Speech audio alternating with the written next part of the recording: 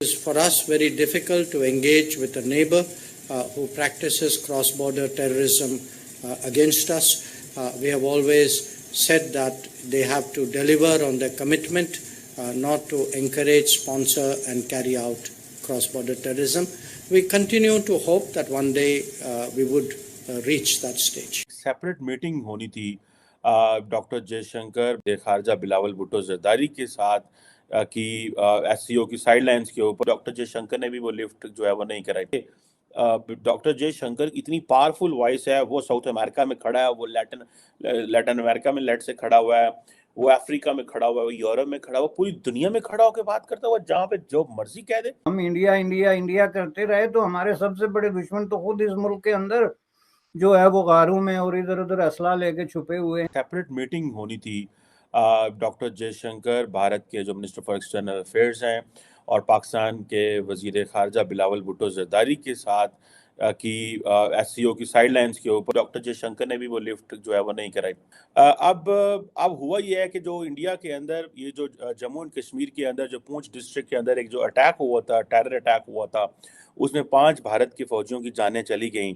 तो उसके बाद सुनने में आया कि उन्होंने कहा जी जो बायलैटरल टॉक्स हैं बिलावल भुट्टो जरदारी की और जयशंकर की, ये एक ब्रीफ टॉक जो थी वो प्लान हो रही थी और दोनों ममालिक जो थे वो प्लान कर रहे थे कि ब्रीफ टॉक हो, ठीक है जी, ताकि हम थोड़ी बर्फ पिघलाएं, चीज़ें थोड़ी आगे की तरफ चलें। और ये एक बड़ा अच्छा इनिशिएटिव था पाकिस्तान और भारत का। आपको याद मैं बताता चलूं कि बड़े कम मल्टीलैटरल फोरम्स हैं जहाँ पे पाकिस्तान और भारत जो है वो आपस में बातचीत करते हैं। ज़्यादातर भारत जो है वो ग्रेट पावर्स के साथ आजकल बैठता है क्योंकि वो पाकिस्तान उन फोरम्स में पाकिस्तान जाता नहीं है।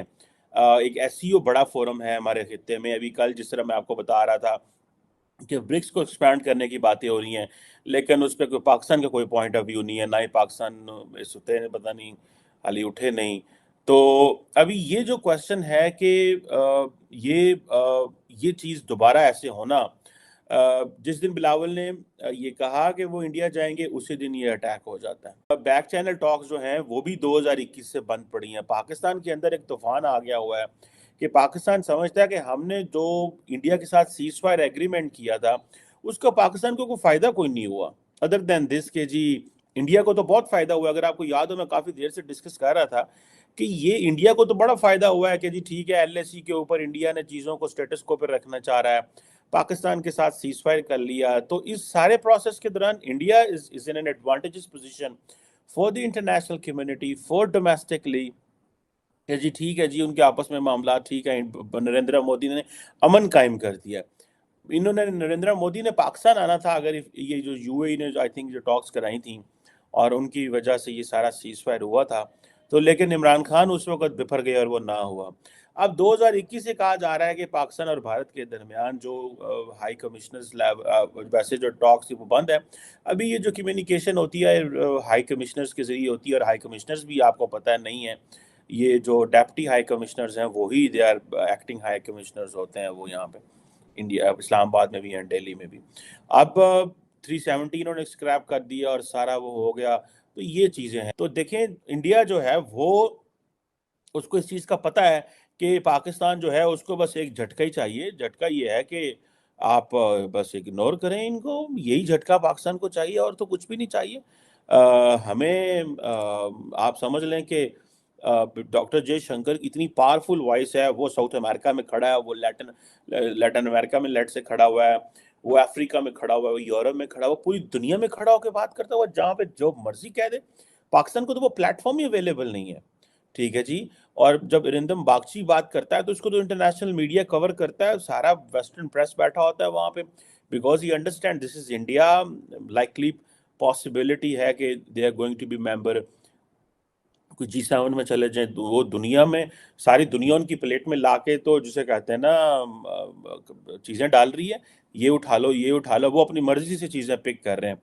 ये मुझे दुख होता है कि हमने क्या पिक किया, हमने तालिबान और पिक किए और फिर वो तालिबान जिनको वो दहशतगर्द बने और हमने उनको मारा। और इंडिया क्या पिक कर रहा है, वो जो है वो क्वांटम कंप्यूटिंग पिक कर रहा है, वो चिप्स पिक कर रहा है, वो आज के दौर में वो टेक बेस्ड इंडस्ट्री को पिक कर रहा है, वो डिफेंस इंडस्ट्री को पिक कर रहा है। کس طرح کی جو چوائسز ہمارے سامنے آئی ہیں. باجوہ صاحب نے جو کچھ کہا ہے is a very honest and professional opinion of a general. کسی بھی جرنل کو اس سے ہٹ کے اوپینین دینی ہی نہیں چاہیے پاکستان کی صورتحال کے بارے میں. بالکل جس طرح ابھی اکانومسٹ کی بات کی میں نے کہ انہوں نے سچ بولا ہے، بالکل اسی طرح انہوں نے اپنے ادارے کے بارے میں سچ بولا ہے. حقیقت یہ ہے کہ دنیا کا کوئی ملک ہو، یہ صرف Pakistan is not an exception, اس میں یہ جو چیزیں ہوتی ہیں نا جی، فوجیں، ان کے جو گیجٹس ہیں، ان کی جو لاجسٹک ہے، ان کے طیارے ہیں، توپیں ہیں، ٹینک ہیں، یہ کنٹینیوسلی آپ کو اپڈیٹ کرنا پڑتا ہے، ورنہ آپ پیچھے رہ جاتے ہیں. یہ تیزی سے بدلتی ہوئی ٹیکنالوجی میں، اور یہ اپڈیٹ کرنے کے لیے کیا کرنا پڑتا ہے؟ پیسے ضرورت ہوتے ہیں. تو جب آپ کے پاس پیسے ہی نہیں، اور گزشتہ ہر 20 سالوں سے 30 سالوں سے آپ کا یہ ایشو کسی نہ کسی طریقے سے تو ہے کہ جی ہمارے پاس پیسے ہی نہیں، اور جو پیسے ہیں وہ سارے اسی پہ لگ جاتے ہیں، ڈیفنس پہ. تو اس کے باوجود جو ہے آپ جو ہے وہ ظاہر ہے کنٹینیو رکھے ہوئے ہیں، تو اس میں مشینیں تو پرانی ہوں گی نا، زنگ آلود تو ہوں گی، ان کو آپ مفت میں تو اپڈیٹ نہیں کر سکتے.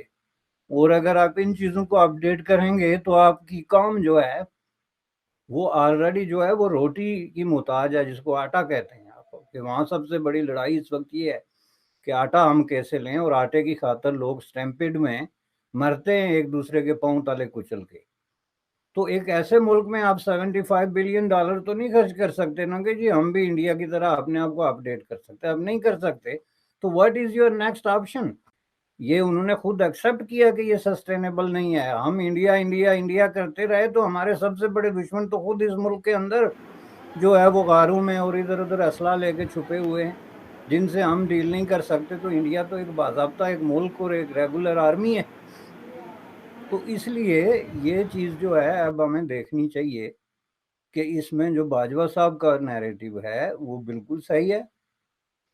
صحافی کیا کہنا چاہتے ہیں کہ آپ اپنی کام کے ساتھ مسلسل جھوٹ بولتے رہیں، جس طرح 70 سال سے آپ بول رہے ہیں. یہ پیغام دے رہے ہیں یہ صحافی کہ آپ سچ کیوں بول رہے ہیں بھائی، آپ حقیقت کیوں بتا رہے ہیں. آپ وہی باتیں کریں کہ جی ہم تو پتہ نہیں دنیا کی بیسٹ آرمی ہیں، پتہ نہیں کون سے سروے میں ہم کو چوتھے نمبر پہ رکھ دیا گیا، ہم دنیا کے ذہین ترین لوگ ہیں، ہم دنیا کے پتہ نہیں کون سے لوگ ہیں. یہ جو سیلف کریٹڈ قسم کا ایک امیج ہے پاکستان کے اندر.